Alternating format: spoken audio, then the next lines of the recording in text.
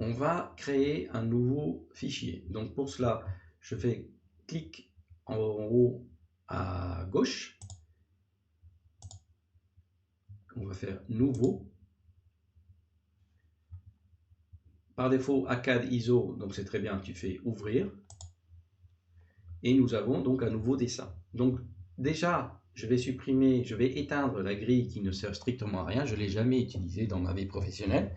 Donc je clique dessus pour éteindre la grille. Je vois que l'interface, donc comme je l'ai enregistrée, elle est toujours active. Et on va commencer par créer une ligne et je vais t'expliquer les principes de base d'une ligne et des accrochages de ses extrémités, de ses poignets, etc. Donc pour créer une ligne, tu cliques sur l'icône ligne à gauche.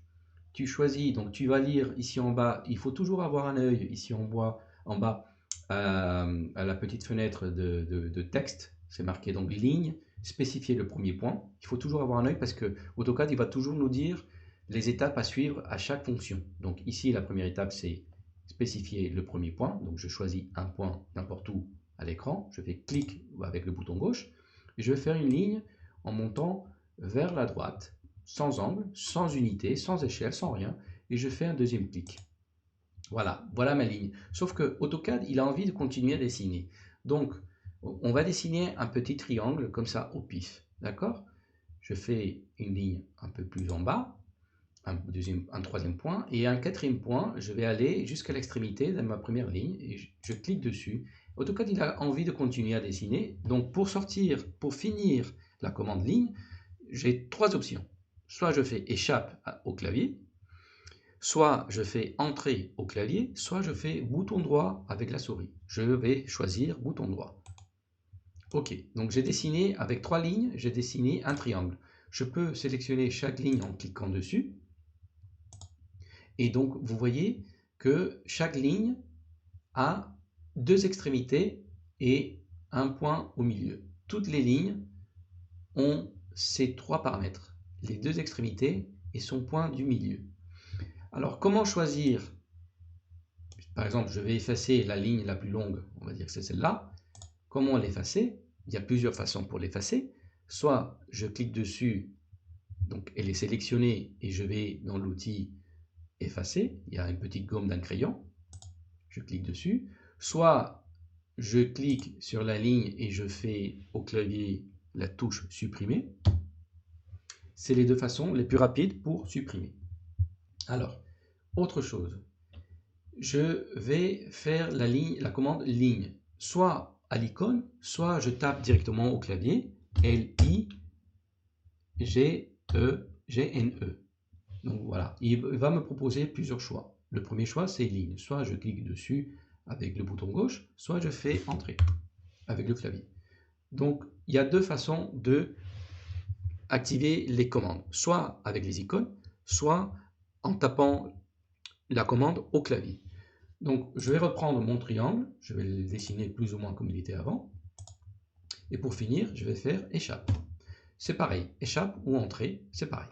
Alors, ces lignes-là, je peux les modifier, je peux les déplacer, je peux faire plusieurs choses. Je vais sélectionner les deux lignes d'en haut et je veux rétrécir mon triangle. Donc il suffit de faire clic dessus, je peux les étirer, je peux changer la direction, etc. Si je choisis juste une ligne, il va me déplacer, il va m'ouvrir mon rectangle, mon triangle, pardon. Donc je peux rebelote me rapprocher de l'extrémité et le refermer.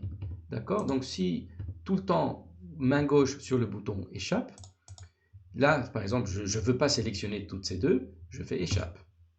Tout le temps. Il faut tout le temps avoir la main gauche sur le bouton échappe du clavier. Voilà. Donc je sélectionne, je les sélectionne. 3 clics. Ou alors je peux faire un rectangle de la droite vers la gauche qui englobe mes 3 lignes. Je fais clic. Voilà, mes 3 lignes sont sélectionnées. Si par contre je fais un rectangle, je fais échappe. Si je fais un rectangle de la gauche vers la droite, vous voyez, il est couleur bleue. Et il va, vous voyez ici en surbrillance, il va me mettre la ligne qui est entière. Donc je peux faire clic ici, il va me sélectionner que la ligne qui est entière. entièrement à l'intérieur de ce rectangle. Donc c'est très pratique pour sélectionner rapidement. Soit je fais un petit rectangle, donc un premier clic, un deuxième clic, de la droite vers la gauche, soit de la gauche vers la droite. Et il me sélectionne l'objet qui est entier. Alors, si vous laissez appuyer le bouton gauche, vous allez voir beaucoup d'étudiants que j'ai en cours, ils n'arrivent pas à comprendre facilement qu'il faut lâcher la souris, il faut lâcher le bouton. Un premier clic, un deuxième clic, que ce soit dans un sens ou dans un autre. Un premier clic, un deuxième clic. Donc je te conseille de faire un petit triangle avec la commande ligne. Déjà de manipuler comment on fait une ligne, comment on sort de la commande avec le bouton entrée ou échappe. Et après de manipuler la ligne avec ses extrémités. Voilà.